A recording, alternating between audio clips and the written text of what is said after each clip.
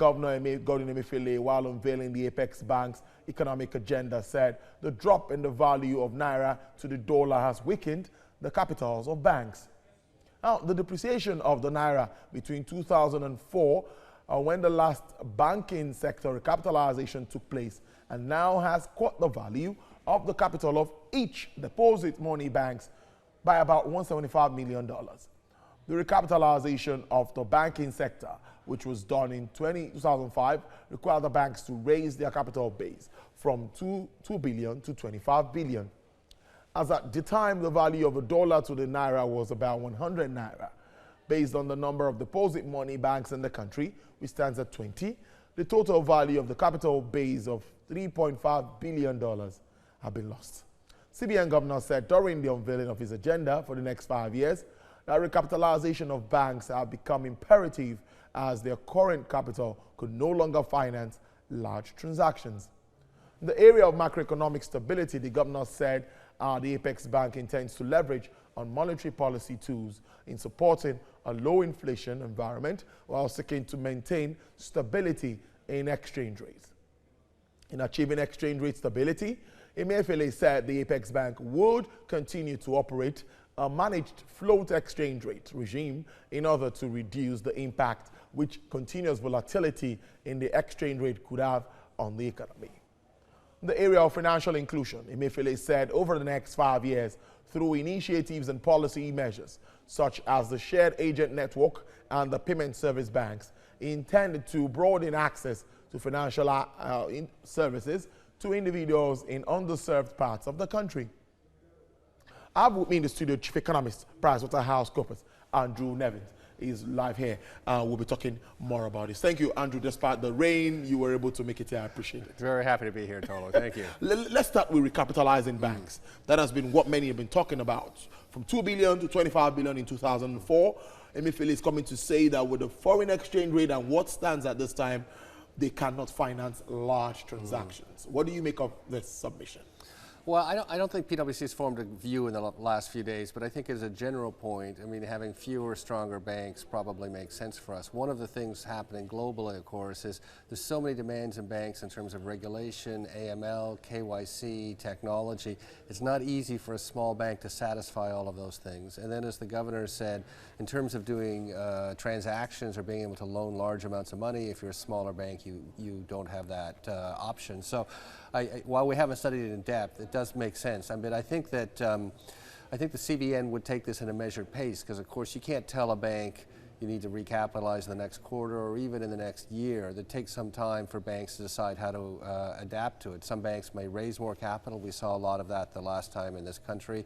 Some banks may decide it's time to merge, but those are decisions that take some time. So I think the CBN needs to take this step by step by step. Some are worried that maybe, what would you say is the current position of our banks, looking at the strength of our banks? Many of them are investing in treasury bills, not lending to MSMEs, small businesses. Well, I mean, we've known that for a while. I mean, part of the issue is the government continues to run a large fiscal deficit, about 2 trillion naira, so they need to take 2 trillion naira out of the market. So then it becomes easier for the banks to finance that than to lend to SMEs or MSMEs. And the issue around lending, of course, is that I think what we found out is we need, as your piece on agriculture was talking about, you really need some technology to do that. So identification of who's borrowing, identification of their business, being able to link it all together, blockchain, smart contracts, those things need to come in to make it easier to lend. But right now, for many banks, it's easier just to lend to the public sector. Another thing the central bank has continued to say, even at the business meeting, they had the Dangotes, the Gimovias of this world that held in Lagos. The CBN governor has continued to say that he will focus on people-oriented policies, create jobs. You know, he's going to do everything within his powers to create more jobs, which is what the government has also said they want to do, taking 100 million people out of poverty in 10 years. Now, how do you think, or what way do you think CBN could go about this? Well, I think from our perspective, I mean, we've been talking about the country getting poorer and poorer for 3 years now, and now everyone talks about it. I think it's a positive sign of both the federal government and the presidency coming out and saying very clearly, we're trying to take 100 million people out of poverty. And it's also the first time I think we've heard the CBN say, we aren't growing fast enough. And in fact, typically we say 6 to 8%. The governor's come out and said we need to grow 10%. So now everyone in the country has agreed we need inclusive economic growth to really move ourselves forward. So now the question is, what policies do we require there? I mean, some of the things that we've done, so we saw the Emir of Kano, who of course was the central bank governor, who was in the press this morning saying, look, we continue to spend, he put the number 1.5 trillion naira on the fuel subsidy, where it's not going to education, it's not going into infrastructure, it's not going into public health. Why are we consuming it in that way? And of course that is diversion, but it goes back also to the point about the deficit, interest rates lending to the government, because the government's spending that 1.5 million naira on the fuel subsidy. It's part of what drives up their borrowing. So I think while everyone's now committed to driving down poverty and increasing employment, some of the policies, structural policies, as we said for a while, are going to have to change, the subsidy being one of them. No, I'm moving to agriculture now, creative industry. Those are the sectors where central bank is saying that single-digit interest rates, that's what the lending rate will be for this segment of the economy, so as to make people come into this sector, tap into it, create jobs, and also make money back. But some are saying that, like agriculture, we have the Bank of Agriculture, we have the BOI, we have the Development Bank of Nigeria. Some are saying that, in quote, that shouldn't be CBN's duty. CBN should focus on monitoring stability and managing monetary policy. Well, I think you raise a very good issue. So if you go back to 2013, when Governor Sanusi was leaving, one of the last speeches he gave, or interviews, I think with CNBC Africa, was he said he got challenged, why was he having all these intervention programs? And at the time he said, I did it because we were the only ones doing it. And you can accept that or not accept it. But now as we sit here in 2019, it's a good question. Should the CBN be raising all these intervention programs? Because to create a national program takes, if you're in business, to reach a nation takes 10, 15 years to build up that structure. So there is a worry about that. And on the interest rates, I mean, everyone understands we need lower interest rates. I think what we've said before is, look, the problem is we have high interest rates, so we create an intervention program with some funds that help some people. Why don't we tackle the root cause of high interest rates, which is the government borrowing so much? So you go back, we talked about the oil subsidy. Another source of the reason the government has to borrow is, of course, the 305 exchange rate. Yeah, so what happens is the government only has, I think the estimate's probably 15 to 20% of the dollars that flow in the country when you look at other sources and the diaspora, et cetera, or that's traded. But they're taking their dollars and they're selling them at 305. Now, last year, I think the NNPC in 2018 gave $10 billion to the federal government, to the account. So that meant that if those dollars were sold at 305, there was 550 billion naira that didn't come into the fiscal coffers.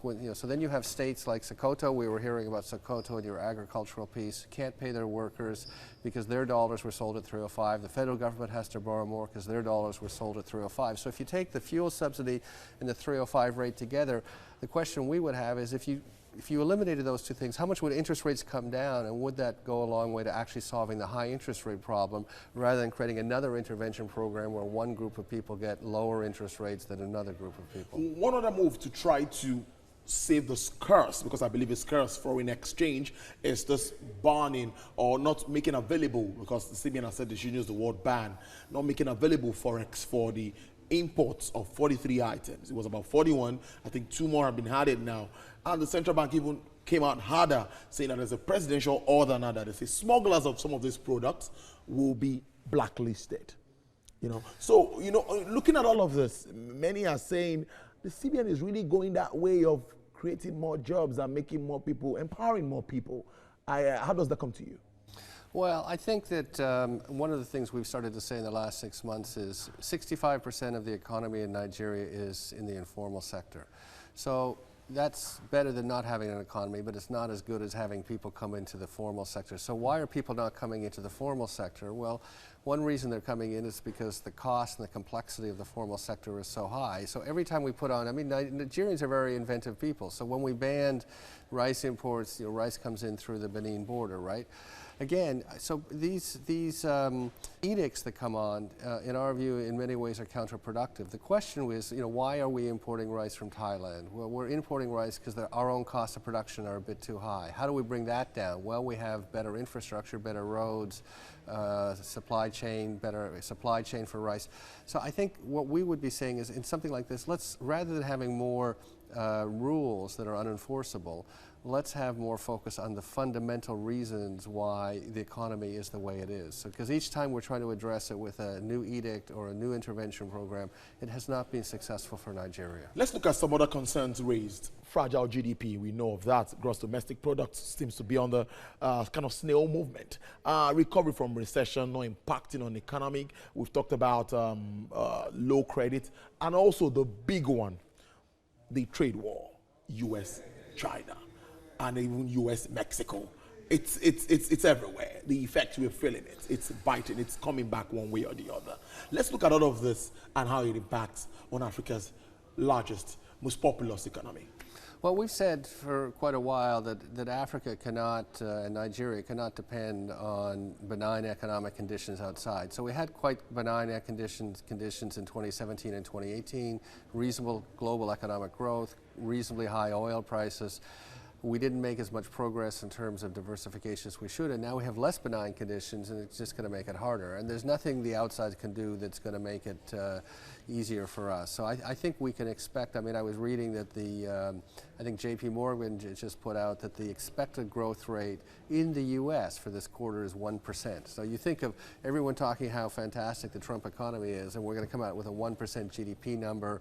We see what's going on in South Africa. China's obviously slowing. So none of this is going to help Nigeria. Only Nigeria can help Nigeria. Only Nigeria can help Nigeria. We must even consume what we produce. Let's round this up by, in one word, advice to the government. It's a new government. Right. So I think we've looked at a lot of this. As I said, we're trying to bring the informal sector to the formal, make a big difference. The one word that we want to put in the federal government's here is simplicity.